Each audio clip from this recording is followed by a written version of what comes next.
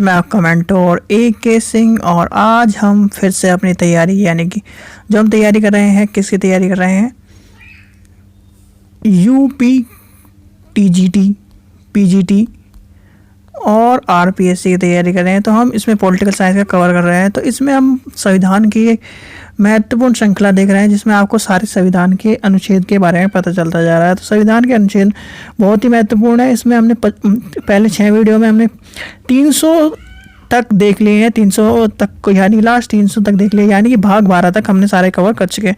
अब आता है भाग 13 शुरू होते हैं जिसमें भारत के राज्य क्षेत्र के भीतर व्यापार वाणिज्य और भारत के संघ के क्षेत्र के बारे में आता है। तो यहाँ से देखते हैं क्या कह रहा है। 301 कह रहा है व्यापार वाणिज्य और स्वतंत्रता की, यानी कि आपको सभी स्वतंत्रता है व्यापार की और उसकी सब चीज़ों की। फिर आता है 302 का कहता है व्यापार वाणिज्य समग्र निर्धारण अधिकरण करने की संसद की। तो 303 क्या कहता है व्यापार वाणिज्य संबंधी संघ और राज्य के क्षेत्र में विवादित शक्ति के निर्धारण। फिर आता है 304 राज्यों के बीच में व्यापार वाणिज्य और उसके समग्र निर्धारण के बारे में आता है। 305 क्या कहता है एकीकरण और उसके विद्यता के। 306 ये जितने भी हैं व्यापार के बारे में आपको सिर्फ एक ही पूछा जा सकता है, क्योंकि एक बार ये पूछा गया था स्वतंत्रता किसमें है, व्यापार की वाणिज्य के समग्र की स्वतंत्रता 300 में है, 301 में है। ये याद रखना, बस एक ही बार पूछा गया था अभी तक, इसलिए इस चीज़ का ध्यान रखना है। 307 में क्या कह रहा है 301 से लेकर 304 के प्रयोजन के निर्धारण के नियुक्तिकरण, यानी कि ऊपर के सारे। फिर आता है संघ और राज्य के बीच अधीन सेवाएं। तो सेवाएं कौन सी है, निर्वाचन की सेवा है 308 में। 309 में संघ और राज्य के बीच सेवा करने वाले व्यक्तियों की भर्ती की सेवा है। ये बिल्कुल इंपॉर्टेंट है, तो इसलिए आप इस चीज़ का ध्यान रखना कि कई बार पूछा गया है, यानी कि आपको पता होना चाहिए संघ और राज्य के जिस बीच व्यक्तियों की भर्ती और सेवा की शर्तों के बारे में आता है। 310 है संघ और राज्य के बीच की सेवा करने वाले व्यक्तियों के पद विधि, यानी कि UPSC और जैसे सिविल सेवक उनके बारे में बात किया गया है। फिर आता है 311 आता है राज्य और संघ के अधीन सेवा हैसियत के नियुक्ति व्यक्ति के पद और उनकी व्यक्तित्व अवधि के बारे में। अखिल भारतीय सेवा मोस्ट इंपॉर्टेंट, अखिल भारतीय सेवा के बारे में कई बार पूछा गया, तो आपको पता होना चाहिए अखिल भारतीय सेवा किस में है, 312 में, और इसलिए आप इसको नोट करके ले 312 पूछा गया है। अभी जो RPSC का पेपर हो रहा है उसमें भी इंपॉर्टेंट है, और जो UP का पेपर होगा 312 ज़्यादातर पूछा जाता है। 312 क्या कह रहा है, कुछ सेवा में अधिकारियों की सेवा की शर्तों के परिवर्तन करने या उनके करने की संसद की शक्ति, यानी संसद के पास शक्ति है उसके कार्य। जैसे आपने देखा होगा कि हमारे इसमें जब GST आया तो GST के लिए एक पद एक्स्ट्रा नियुक्त कर दिया गया था, तो वही एक तरह से संसद में के पास शक्ति है कि उसको कर सकती है। अब आता है, आगे चलते हैं। 313 क्या कहता है समग्रकालीन उपलब्धि। आगे चलते हैं 314 निरस्त है। फिर आता है लोक सेवा आयोग। लोक सेवा आयोग का क्या है 315 भी एक बार अब जो यहाँ से आ रहे हैं 315 लोक सेवा आयोग के बहुत से क्वेश्चन, एक अखिल भारतीय का क्वेश्चन पूछा गया है UP TGT में, राजस्थान में भी, और 315 316 नियुक्ति पूछी गई संघ लोक सेवा आयोग का के बारे में पूछा जाएगी, यानी कि संघ के और राज्य की लोक सेवा आयोग है 315 में हमारे। 316 में सदस्यों की नियुक्ति और पद विधि। फिर आता है 317 लोक सेवा आयोग के किसी सदस्य को हटाए जाने की निलंबन के बारे में कहा गया है। 318 आयोग के सदस्यों के कर्मचारियों की सेवा शर्त के बारे में। आपने देखा होगा जो जितने भी एस्पिरेंट या कोई भी एक बार तो UPSC की तैयारी करता हो, UPSC की तैयारी आप करते हैं, आपको पता होना चाहिए कि UPSC की जो नियुक्ति है यानी कि IAS और जो IPS है इनकी नियुक्ति कौन करता है। तो ये प्रधानमंत्री और इनके बीच में, तो 300 यहाँ तक देख लिया था। तो ये एक चीज़ आपको पता होगा, जब आप IAS और IPS के ये देखते हैं तो उनकी नियुक्ति राष्ट्रपति के द्वारा होती है, राष्ट्रपति के द्वारा ही हटाए जाते हैं। उसमें प्रधानमंत्री और उनका रोल या फिर एक तरह से स्टेट गवर्नमेंट का रोल यही होता है कि उनकी ट्रांसफ़र या फिर उसको जो बहुत सारे पद हैं उनको ट्रांसफ़र का अनुदेशन या एक तरह से दिशा निर्देश का कार्य कर सकते हैं, पर हटाने का कार्य सिर्फ राष्ट्रपति का है। इसलिए राष्ट्रपति के द्वारा ही उन्हें एक तरह से उनके जो ऑनरेबल होता है वो दिया जाता है। फिर आता है 318 में क्या है कर्मचारियों की सेवा शर्त और विनय बनाने की, यानी आयोग के सदस्यों कर्मचारियों के बारे में बताया गया। 319 क्या कह रहा है आयोग के सदस्य द्वारा सदस्य न रहने के पर धारण करने वाले संबंधित प्रत्यक्ष। 320 लोक सेवा आयोग के कीर्तिमान और आता है 321 लोक सेवा आयोग के कीर्तिमान के विस्तृत शक्ति। यानी कि जो इम्पोर्टेंट है हमारे कौन कौन से इम्पोर्टेंट है, 15 इम्पोर्टेंट है और 16 इम्पोर्टेंट है। फिर आता है उसकी 17 कौन हटा सकता है। ये क्वेश्चन तीनों पूछे गए हैं तो इसलिए आप इस चीज़ का ध्यान रखें। आगे चलते हैं 322 क्या है, लोक सेवा आयोग के वेद, और 323 कहता है लोक सेवा आयोग की प्रतिवेद। तो ये सब लोक सेवा आयोग के ऊपर थे, यानी कि हमने जो यहाँ से देखा तो वो थे 315 से लेकर 323 तक लोक सेवा आयोग के ऊपर ही थे। फिर आता है भाग 14 कै अभिकरण, शासनीय अधिकरण, और 323 क्या कहता है अन्य विषयों में अधिकरण। तो अभिकरण के बारे में आपको पता होना चाहिए और इसके बारे में आपको चलते हैं। ये इंपॉर्टेंट नहीं है तो हम इस चीज़ को ध्यान में नहीं रखेंगे। फिर आता है 324 निर्वाचन, यानी कि भाग 15 का कहता है निर्वाचन के बारे में। निर्वाचन के अध्यक्ष, निर्देशन और नियंत्रण के निर्वाचन आयोग के हित के बारे में बताता है।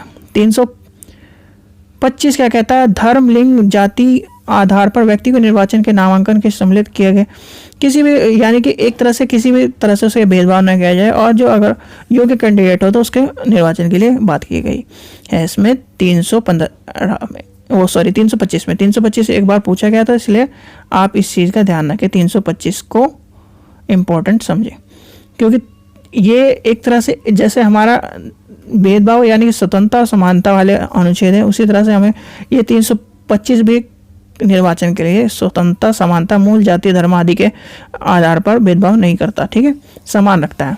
फिर आता है 326 लोकसभा और राज्यसभा के विधानसभा के निर्वाचन के व्यवस्था के मताधिकार के आधार पर।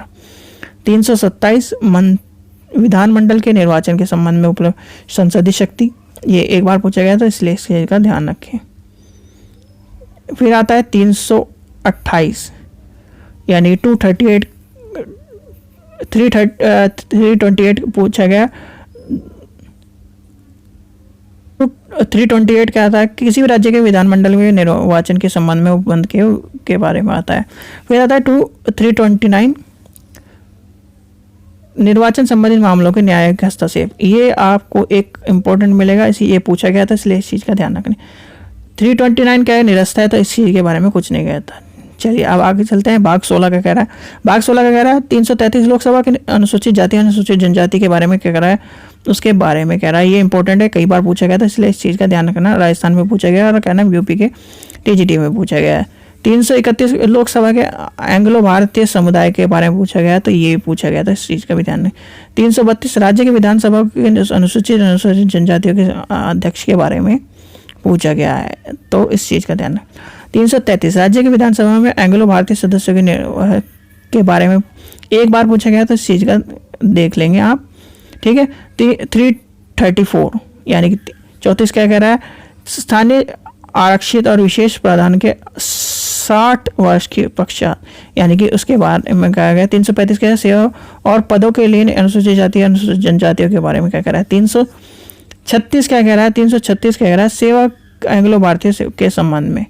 337 कह रहा है एंग्लो भारतीय समुदाय के फायदे और उनके शिक्षक के विशेष के बारे में। तो ऊपर की जो इम्पोर्टेंट है वही इम्पोर्टेंट है, तो आपको ये पता होना चाहिए। फिर आता है 338 राष्ट्रीय अनुसूचित जाति आयोग के बारे में है।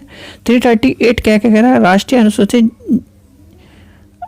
जनजाति आयोग के बारे में, यानी कि एक जातीय और एक जनजाति के बारे में आपको पता होना चाहिए। 338 में ये कई बार पूछा गया, तो इस चीज़ का ध्यान रखें।